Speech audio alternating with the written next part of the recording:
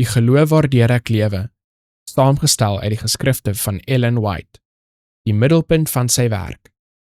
Die hoofsaak nou van wat ons gesê het is dit: ons het so 'n hoëpriester wat gaan sit het aan die regterhand van die troon van die majesteit in die hemele, 'n bedienaar van die heilige dinge en van die ware tabernakel wat die Here opgerig het en nie 'n mens nie. Hebreërs hoofstuk 8 vers 1 en 2.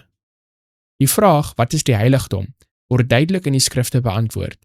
Die term heiligdom, soos dit in die Bybel gebruik word, verwys eerstens na die tabernakel wat deur Moses gebou is as 'n voorbeeld van hemelse dinge, en tweedens na die ware tabernakel in die hemel, waarna die aardse heiligdom verwys het.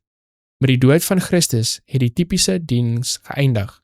Die ware tabernakel in die hemel is die heiligdom van die nuwe verbond. Die heilige plekke van die heiligdom in die hemel word voorgestel deur die twee afdelings in die heiligdom op aarde. Soos die apostel Johannes in 'n visioen 'n uitsig op die tempel van God in die hemel gekry het hy daar 7 vuurvakkels gesien wat voor die troon gebrand het. Openbaring hoofstuk 4 vers 5. Hy het gesien hoe 'n engel met 'n goue wierookbak by die altaar gaan staan en baie reukwerk is aan hom gegee, om dit met die gebede van al die heiliges op die goue altaar voor die troon te lê. Openbaring hoofstuk 8 vers 3. Hier is die profeet toegelaat om die eerste afdeling van die heiligdom in die hemel te aanskou, en hy het daar die 7 vuurvakkels en die goue altaar gesien, verteenwoordig deur die goue kandelaar en die reukaltaar in die heiligdom op aarde. Weereens het die tempel van God in die hemel oopgegaan, Openbaring hoofstuk 11 vers 19, en hy het binne die binneste voorhangsel gekyk na die allerheiligste.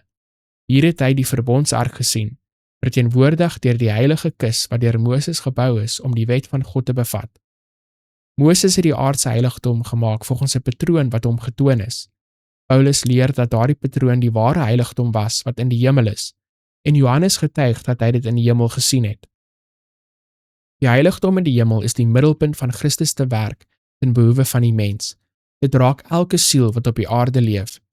Toe Christus na die hemel opgevaar het, het hy as ons voorspraak opgevaar. Ons het altyd 'n vriend in die hof.